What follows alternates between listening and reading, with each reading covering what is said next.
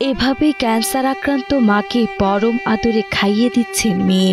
হয়তো সামান্য আর কটা দিন এভাবে খাওয়াতে পারবেন মাকে, কারণ অর্থাভাবে মা মিহিনা খাতুনের কেমোথেরাপি বন্ধ।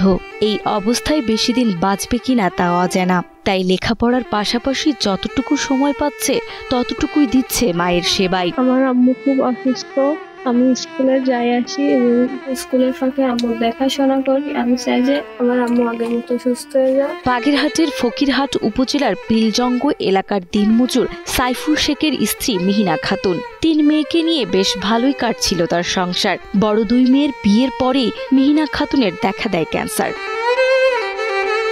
প্রথম অবস্থায় ধার দেনা ও প্রতিবেশীদের সাহায্যে চিকিৎসা চললেও বর্তমানে একেবারে শয্যাশায়ী তিনি।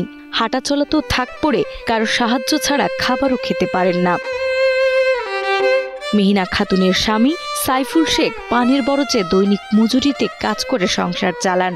মাত্র 400 টাকা আয়ে চলে মেয়ের লেখাপড়া, সংসার খরচ ও নামমাত্র স্ত্রীর ঔষধ।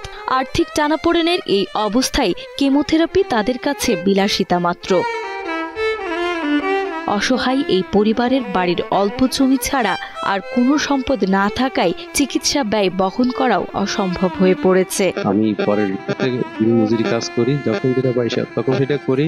আমার 3টে মেয়ে, 2টো মেয়ের বিয়ে গেছে, একটা মেয়ে আছে, সে মেয়েরা লেখাপড়া করে, তার লেখাপড়া খরচ চালাতে পারি না, আর স্ত্রীর পিছনে যে খরচ করবো তাও আমি পারি না। আমার গ্রামের এলাকার লোকে আমার সহযোগিতা করে এখন দেখাইছে, এখন আর আমার দ্বারা সম্ভব হচ্ছে না, আমার গ্রামের মানুষ আর বাইরে উঠছে না। চিকিৎসক জানিয়েছে মিহিনা খাতুনের চিকিৎসার জন্য প্রয়োজন 4 থেকে 5 লাখ টাকা।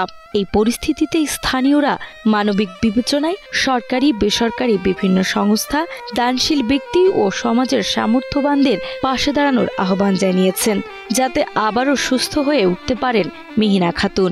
এই জন্যই বাংলাদেশ সরকারের কাছে আবেদন জানাচ্ছি, আমার চাইরে দ্বারাই আর সেই যারা উত্তরবর্ত ব্যক্তি আছে তারাও যেন আমাদের সহযোগিতা জানায়। 4 থেকে 5 লক্ষ টাকার দরকার। এই টাকার আমাদের কাছে নাই বলে এখন বাংলাদেশ সরকারের কাছে আবেদন জানাচ্ছি।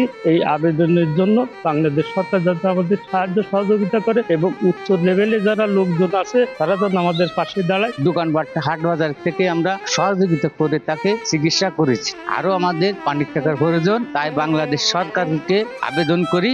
আর উপর লেভেলে যারা লোকজন আছে তাদেরকে আমাদের পাশে দাঁড়ানোর জন্য আবেদন করি।